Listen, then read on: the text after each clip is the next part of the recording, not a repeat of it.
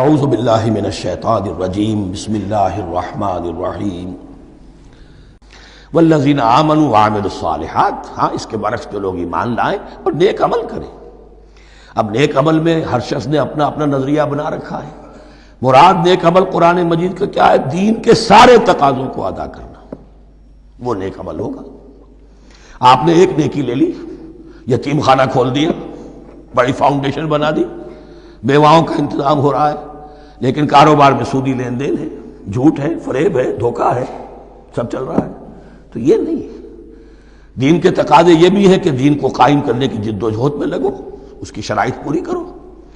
تو فرمایا والذین آمنوا وعملوا الصالحات اولئک اصحاب الجنہ ھم فیہا خالدون. وہ ہیں جنت والے اور وہ اس میں ہمیشہ ہمیشہ رہیں گے. وَإِذْ أَخَذْنَا مِيثَاقَ بَنِي إِسْرَائِيلَ لَا تَعْبُدُونَ إِلَّا اللَّهَ. اور یاد کرو جب کہ ہم نے بنی اسرائیل سے عہد لیا تھا تم نہیں عبادت کرو گے کسی کی سوائے اللہ کے. وَبِالْوَالِدَيْنِ إِحْسَانًا. اور اس کے ساتھ دوسرا حکم، اور یہ اہم مقام ہے کہ اللہ کے حق کے فوراً بعد والدین کے حق کا ذکر قرآن مجید میں 4 مقامات پر آیا. ان میں سے ایک مقام یہ ہے وَبِالْوَالِدَيْنِ إِحْسَانًا، والدین کے ساتھ نیک سلوک کرو گے. وَذِي الْقُرْبَىٰ، اور قرابت داروں کے ساتھ بھی. وَالْيَتَامَىٰ، اور یتیموں کے ساتھ بھی. وَالْمَسَاكِينَ، اور محتاجوں کے لیے بھی. وَقُولُوا لِلنَّاسِ حُسْنًا، اور لوگوں سے اچھی بات کہو، اچھی بات کہو، صحیح بات کہو، امر بالمعروف کرتے رہو، نیکی کی دعوت دیتے رہو. وَأَقِيمُوا الصَّلَاةَ وَآتُوا الزَّكَاةَ، اور نماز قائم کرو، قبائل قائم رکھو اور زکوٰۃ ادا کرو گے. یہ گویا کہ معاہدہ ہو رہا ہے. ثُمَّ تَوَلَّيْتُمْ، پھر دیکھو تم نے اس سے پیٹھ موڑ لی. إِلَّا قَلِيلًا مِّنكُمْ، سوائے تم میں سے تھوڑے سے لوگوں کے. وَأَنْتُمْ مُعْرِضُونَ، اور تم ہو ہی پھر جانے والے. تمہاری یہ عادت گویا کہ طبیعت ثانیہ ہے. اب ایک خاص مثال آ رہی ہے، اس کے بعد پھر ایک بہت بڑا یونیورسل ٹروتھ آئے گا. مثال کیا ہے؟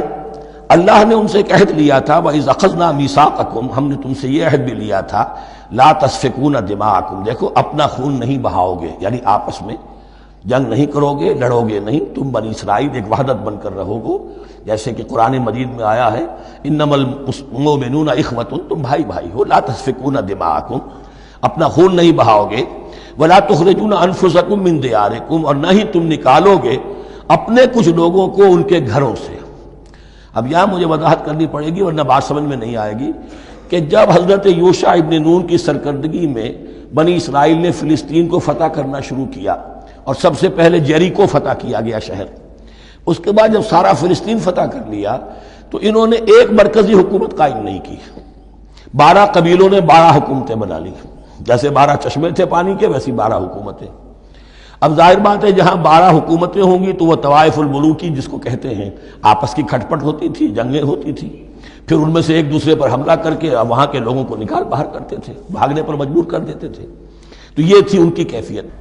لیکن اس کے بعد پھر جب وہ لوگ چلے گئے کہیں کفار کے ملک میں چلے گئے، اب کفار نے جو ہے ان کو لا کر اور ان کے سامنے ان کے ہاں بیچنا چاہا، چونکہ غلام بن گئے وہاں جا کر، یا انہوں نے غلام بنا لیا.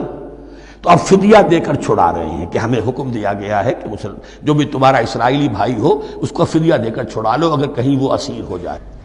تو ایک حکم کو تو مانا نہیں اور دوسرے پر عمل ہو رہا ہے. حکم تو یہ تھا کہ آپس میں خون ریزی کرو ہی نہیں، اس حکم کو تو توڑ دیا. لیکن بڑے متقیانہ انداز میں اب جو اس وقت اس کی وجہ سے جو غلام بن گئے یا اسیر ہو گئے، اب ان کو چھڑوا رہے کہ اللہ کا حکم ہے، شریعت کا حکم ہے. یہ ہے وہ تضاد جو مسلمان امتوں کے اندر ہو جاتا ہے. اس پر آئے گا وہ یونیورسل ٹروتھ. وَإِذْ أَخَذْنَا مِيثَاقَكُمْ لَا يَسْتَسْفِكُونَ دِمَاءَكُمْ، جب کرو جب کہ ہم نے تم سے عہد لیا تھا کہ تم اپنا خون نہیں بہاؤ گے. وَلَا تُخْرِجُونَ أَنفُسَكُم مِّن دِيَارِكُمْ، اور نہ ہی تم اپنے آپ کو اپنے لوگوں کو ان کے گھروں سے نکالو گے. ثُمَّ أَقْرَرْتُمْ وَأَنْتُمْ تَشْهَدُونَ، پھر تم نے اقرار کیا تھا اس عہد کو اور قول و قرار کو مان لیا تھا پورے شعور کے ساتھ، تشہدون مانتے ہوئے. ثُمَّ أَنْتُمْ هَؤُلَاءِ، پھر تم وہی ہو، تم ہی ہو وہ تو تقتلون انفسکم، اپنے ہی لوگوں کو قتل بھی کرتے ہو. وتخرجون فریقا منکم من دیارہم، اور اپنے ہی لوگوں میں سے کچھ لوگوں کو ان کے گھروں سے باہر نکالتے ہو. تظاہرون علیہم بالاسم والعدوان، ان پر چڑھائی کرتے ہو گناہ کے ساتھ بھی اور زیادتی کے ساتھ بھی. وَإِن یاتوکم اسارا، اور اگر وہ قیدی بن کر تمہارے پاس آتے ہیں تفادوہم، تو اب تم ان کا فدیہ دے کر انہیں چھڑاتے ہو۔ وَهُوَ مُحَرَّمٌ عَلَيْكُمْ إِخْرَاجُهُمْ، حالانکہ ان کا تو نکالنا ہی تم پر حرام کیا گیا تھا۔ اب یہ واقعہ آپ نے پڑھ لیا، سمجھ لیا، اب دیکھیے اس سے جو سبق ہے، مورل لیسن ہے جو ابدی ہے، أَفَتُؤْمِنُونَ بِبَعْضِ الْكِتَابِ وَتَكْفُرُونَ بِبَعْضٍ، تو کیا تم ہماری شریعت کے ایک حصے کو مانتے ہو اور ایک کو نہیں مانتے؟ اب دیکھیے یہ الفاظ اب ہوں گے تعویل عام، جہاں کہیں بھی یہ طرز عمل ہوگا تو یہ آیت اس کو کور کرے گی۔ افتؤمنون ببعض الکتاب وتکفرون ببعض، تو کیا تم مانتے ہو ہماری کتاب کے ایک حصے کو اور ایک کو نہیں مانتے؟ فما جزاء من یفعل ذلک منکم، تو نہیں ہے کوئی سزا اس کی جو یہ حرکت کرے تم میں سے، الا خزی فی الحیات الدنیا، سوائے اس کے کہ دنیا کی زندگی میں رسوائی ہو، ذلت ہو، ویوم القیامہ، اور قیامت کے دن یردون الی اشد العذاب، وہ لوٹا دیے جائیں شدید ترین عذاب میں۔ وما اللہ بغافل عما تعملون، اور اللہ تعالیٰ غافل نہیں ہے اس سے جو تم کر رہے ہو۔ آج امت مسلمہ پر 100% یہ آیت منطبق ہو رہی، پورے دین پر چلنے کو تیار نہیں۔ ہر گروہ نے کوئی ایک شے حلال کر لی اپنے لیے، ملازم پیشہ طبقہ ہے، رشوت حلال ہے، کیا کرے، اس کے بغیر گزارا نہیں ہوتا۔ کاروباری طبقہ ہے، سود کیا کرے، اس کے بغیر تو یہ کاروبار چلتا نہیں۔ فلاں ہر ایک کے لیے، ہر ایک نے تو نیکی اور بدی کا ایک امتزاج ہے۔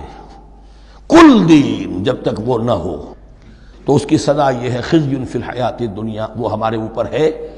ضربت علیہم الذلۃ والمسکنہ، وہ خز اور وہ ذلت اور مسکنہ تھوپ دی گئی ہے۔ باقی رہ گیا قیامت کا معاملہ، وَيَوْمَ الْقِيَامَةِ يُرَدُّونَ إِلَىٰ أَشَدِّ الْعَذَابِ، شدید ترین عذاب میں۔ تو اپنے طرز عمل سے تو ہم اس کے مستحق ہو گئے ہیں، باقی اللہ تعالیٰ کی رحمت جو ہے دستگیری فرما لے اس کا اختیار ہے۔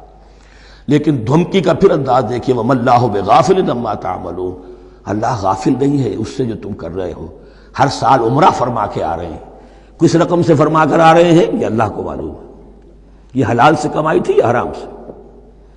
رمضان مبارک میں حرم میں پہلی صف میں جگہ ریزرو کرائی ہوئی ہے سیٹھ صاحب نے، اور وہاں کے شرطوں کو بھی رشوتیں دیتے ہیں، اور وہ سمجھتے ہیں کہ ہم تو سارا نہا دھو کر آ گئے، سال بھر جو بھی حرام کمائی کی تھی سب پاک ہو گئی۔ اللہ نا واقف نہیں ہے، اللہ تمہاری داڑھیوں سے دھوکہ نہیں کھائے گا، اللہ تمہارے اماموں سے اور ابا اور قبا سے دھوکہ نہیں کھائے گا۔ He knows you through and through, He sees you through and through. وَمَا اللَّهُ بِغَافِلٍ عَمَّا تَعْمَلُونَ أُولَٰئِكَ الَّذِينَ اشْتَرَوُا الْحَيَاةَ الدُّنْيَا بِالْآخِرَةِ، یہ وہ لوگ ہیں جنہوں نے دنیا کی زندگی اختیار کر لی ہے آخرت کو چھوڑ کر۔ فَلَا يُخَفَّفُ عَنْهُمُ الْعَذَابُ وَلَا هُمْ يُنصَرُونَ، تو اب ان کے لیے نہ تو ان سے عذاب میں تخفیف کی جائے گی اور نہ ان کی کوئی مدد کی جائے گی۔ صدق اللہ العظیم۔